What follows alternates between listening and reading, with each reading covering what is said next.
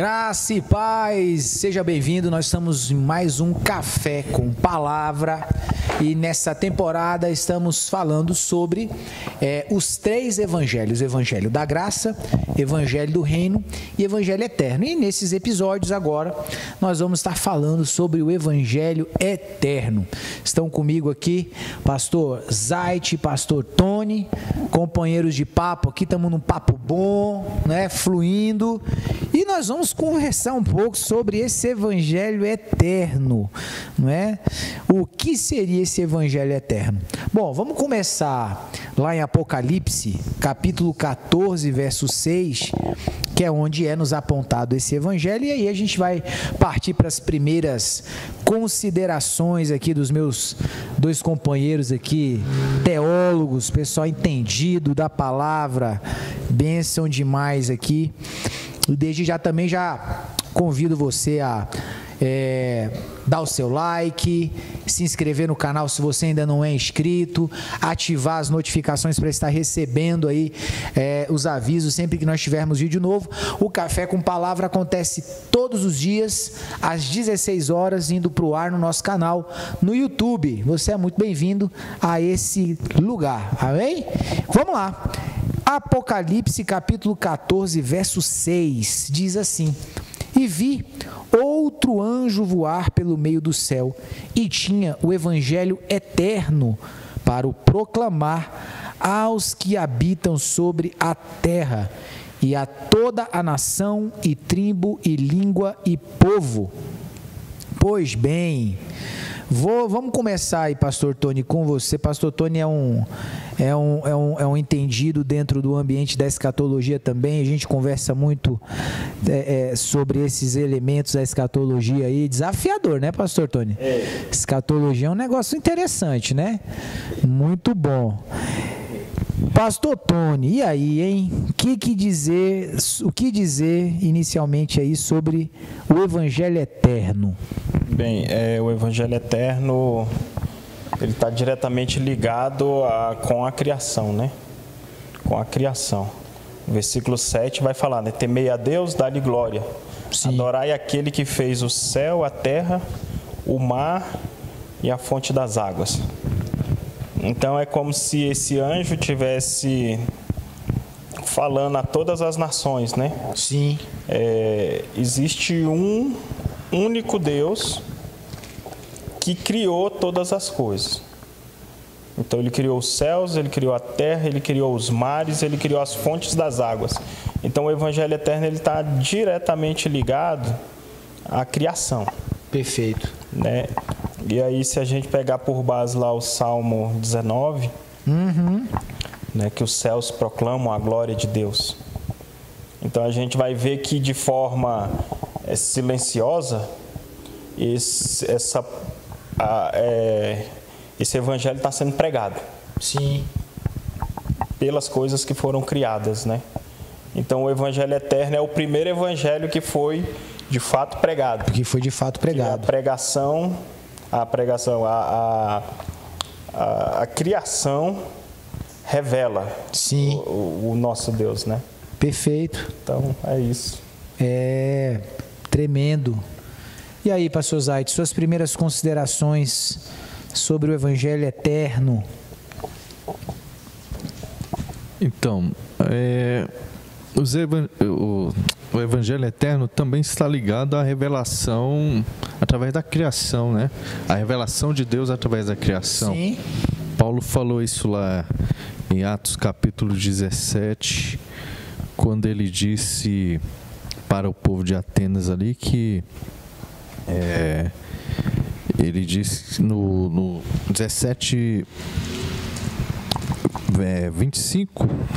Atos 17, 25. 25, 26 e 27, ele diz assim: Ele não é servido por mãos de homens, como se necessitasse de algo, porque Ele mesmo dá a todos a vida, o fôlego e as demais coisas. De um só fez Ele todos os povos, para que povoasse toda a terra. tendo determinados tempos anteriormente estabelecidos e os lugares exatos em que deveriam habitar. Deus fez isso para que os homens o buscassem e, talvez tateando, pudessem encontrá-lo, embora não esteja longe de cada um de nós. Né? E também Romanos 1:20, né? Pois desde a criação do mundo, os atributos invisíveis de Deus, seu eterno poder e sua natureza divina têm sido vistos claramente, sendo compreendidos por meio das coisas criadas, de forma que tais homens são indesculpáveis. Então, a criação, ela prega também, ela anuncia a bondade e a benevolência de Deus para conosco, né? Nós podemos ver que até nos limites impostos para o mar, né, o firmamento, né, como essas coisas estão estabelecidas, estão sendo sustentadas, em tudo isso aí é revelada a lei de Deus, uma lei que estabelece limite para todas as coisas e consegue reger com um ordenamento, trazendo a ideia de governo e de boa administração.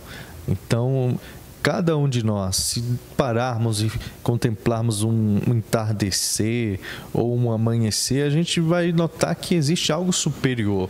Os homens, existe um entendimento de um conhecimento geral, né, vamos dizer assim, de que existe uma força maior, existe um ser superior. Alguém está regendo tudo isso, não é obra do acaso. Então a criação, ela anuncia realmente a glória de Deus, o poder de Deus. Bom demais, hein? E o que a gente pode entender? Vou voltar com o pastor Tony aí. Pastor Tony, o que entender dessa apresentação do Evangelho Eterno lá no Apocalipse, em especial no capítulo 14, né? É interessante. Se trata de um evangelho que fala da criação, por que ele não foi falado lá no Gênesis, né? Pois é. E aí? Eu vou ler aqui o Salmo 19. Joia. Porque o texto mais claro sobre o Evangelho Eterno é o Salmo 19, do 1 ao 4. Verdade. Ele fala assim: os céus proclamam a glória de Deus e o firmamento anuncia as obras das suas mãos. Um dia discursa a outro dia, uma noite revela conhecimento a outra noite. E aí o 3 é muito forte: não há linguagem, não há palavra, e deles não se ouve som algum.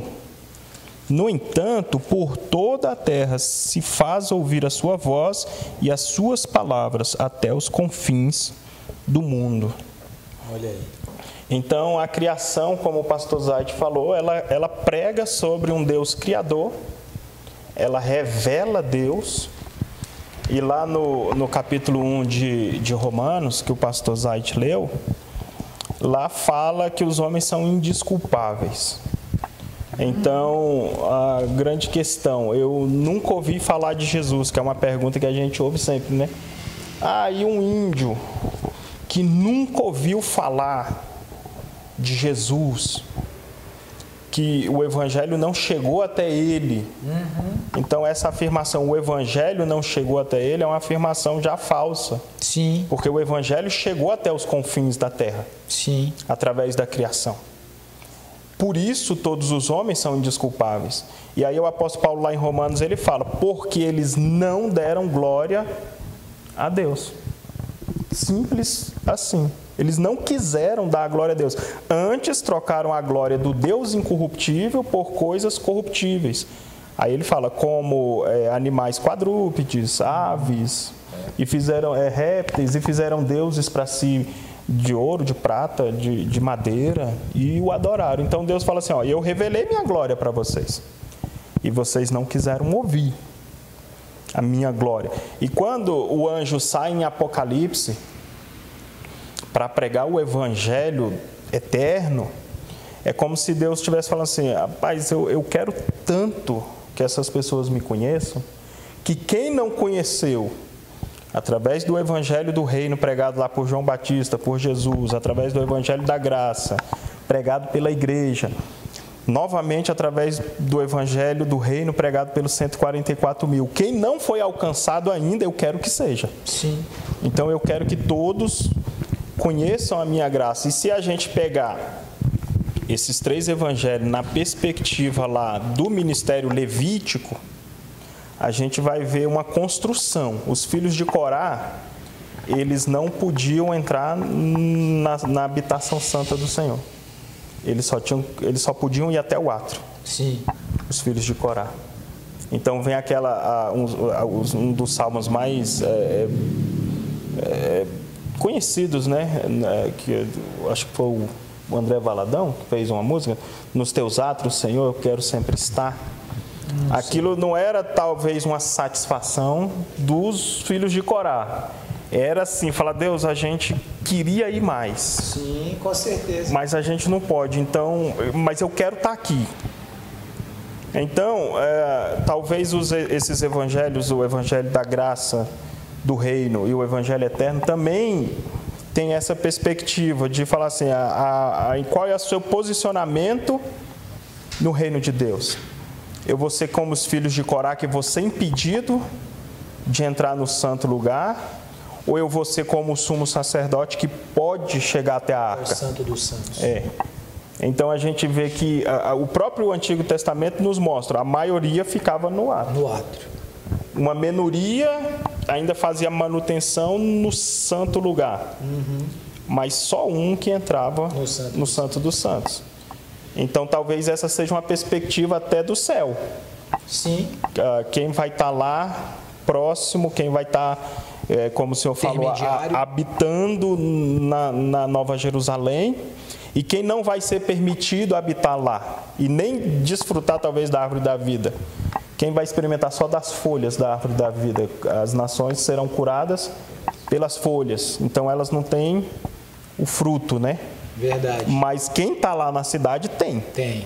Então a Bíblia ela vem mostrando que existe uma hierarquia em tudo. Existe hierarquia de anjos já no céu. Sim. E talvez a igreja não esteja acostumada a entender que no reino vai ter uma hierarquia também. Perfeito. Claro. Vai ter uma hierarquia. E os evangelhos talvez eles mostrem essa hierarquia. Talvez as pessoas que são alcançadas pelo evangelho eterno, elas sejam como os filhos de Corá. Elas vão conhecer Deus, elas vão conhecer a glória de Deus, mas elas vão ficar no átrio. Sim. Né? É até meio que duro, né, falar disso. E tem uma outra perspectiva do evangelho eterno, para nós que amamos missões. Existe uma revelação do Criador em toda a cultura. Sim. Em todo o povo antigo existe uma revelação do Criador, porque ele se revelou. O que falta, o que o missionário tem que fazer quando ele vai para o campo, é falar como que eu vou apresentar o Filho. Eles conhecem o Criador. Eles não conhecem o Filho do Criador. Então o missionário ele tem esse desafio, né? Como que dentro dessa cultura eu vou entender o que o autor lá do livro Fator Melquisedeque, ele fala sobre isso, essa janela de evangelização, que a gente tem que entender. Cada povo tem uma janela. Então não adianta eu tentar usar a mesma janela que eu uso aqui com índios no Brasil e ir para a África e não vai funcionar. Não vai funcionar, porque cada povo tem a sua própria janela para que a gente apresente o Filho, né? E o Evangelho Eterno nos dá essa possibilidade. Então a gente tem que entender como é que eles adoram a Deus, como Criador. Como eles o conhecem. Como eles conhecem, até o nome muda. E então, dentro dessa cultura, eu vou ter a possibilidade, uma janela de evangelização para apresentar o Filho. E é um desafio, né? Muito bom, mas é o Evangelho Eterno que nos proporciona isso. Don Richardson, o nome do autor, Don Richardson. Entendi, é tremendo, né? Por que Evangelho Eterno? Por que eterno? Bom, Evangelho da Graça, porque ele traz para nós, porque ele traz para nós a perspectiva do favor imerecido. Do reino, porque ele revela o sistema de governo de Jesus, seu caráter, o caráter dos súditos. E por que eterno? O Evangelho. E aí? A ideia que eu tenho é que o apóstolo Paulo fala, né, lá no capítulo 13 de 1 aos Coríntios, ele fala que havendo profecia cessará, né? Uhum. Então essa profecia que ele fala é a proclamação, né, do Evangelho. Até ele fala em outro texto, em parte conhecemos e em parte profetizamos. Então essa profecia é a proclamação do Evangelho. Sim. Então ele fala que isso vai acabar. Uhum. Então ele fala assim, havendo profecias, cessarão. Então ele está meio que definindo, falando, é isso que a gente está fazendo agora, vai acabar. Quando o Senhor vier e após o Apocalipse a gente não sabe o que virá, fecha ali uma revelação, né? Sim. Mas a criação não. A criação vai ficar. Uhum. Então tudo que Deus criou é eterno. Sim. Então o Evangelho que fala dessa criação e revela o Criador também é eterno. Porque eu creio que a gente vai ter possibilidade de conhecer, não sei se a gente vai ter possibilidade de conhecer a totalidade da criação, mas a gente vai conhecer boa parte. Uhum. E a gente talvez lá vai poder responder, né? Por que o universo é tão grande? É verdade. Né? E por que existe tantas galáxias tão distante da gente, que a gente não tem a menor ideia do que acontece lá, de como é formada, mas essa criação, ela é eterna. Então, entendi. E aí, pastor Zayt? Se evangelho são boas novas, tem uma ideia assim de que sempre vai ter uma novidade, né? Porque é eterno, então sempre vai ter alguma coisa para não vai conhecer. Ser nada monótono. Nada monótono. Pastor, eu costumo brincar um pouco com alguns adolescentes. Quando eu estou conversando com eles, né? Eu falo assim, rapaz, vocês já assistiram os filmes da Marvel? Assistimos. Eu falei, vocês já viram a perspectiva dos filmes? Começa com heróis que não têm poder nenhum, mas são terrenos. Eles são daqui. E aí, de alguma forma, eles adquirem poderes, né? Aí vem lá o Homem-Aranha, que é da Terra. Vem o Hulk, que é da Terra. Vem o Capitão América, que é da Terra. Vem o Homem de Ferro, que é da Terra. Aí, de repente, aparece alguém que não é da Terra. Aí, daqui a pouco, aparece em outro filme alguém que já é do espaço, que anda voando no espaço. Falei, rapaz, esse povo inspirou muito bem em alguma coisa bem fundamentada, porque atrai todo mundo. Sim. Então, eu acredito assim. A gente é da Terra. Aí daqui a pouco aparece Jesus falando, eu não sou desse mundo. Meu reino não é desse mundo. Aí daqui a pouco a gente começa a adquirir poderes, expulsa demônio, cura enfermo. Então daqui a pouco a gente vai estar voando no espaço. Ai, que coisa boa. Bênção demais, né, pessoal? A gente está... entendendo algumas coisas acerca do Evangelho eterno. Eu estou na mesma linha também. Eu acho que ele ganha esse nome, né, porque ele está conectado de forma muito especial a Deus, o Eterno, né? Então, são as boas novas do Eterno, né? Para toda uma geração que não foi alcançada nem pelo Evangelho da Graça e nem pelo Evangelho do Reino.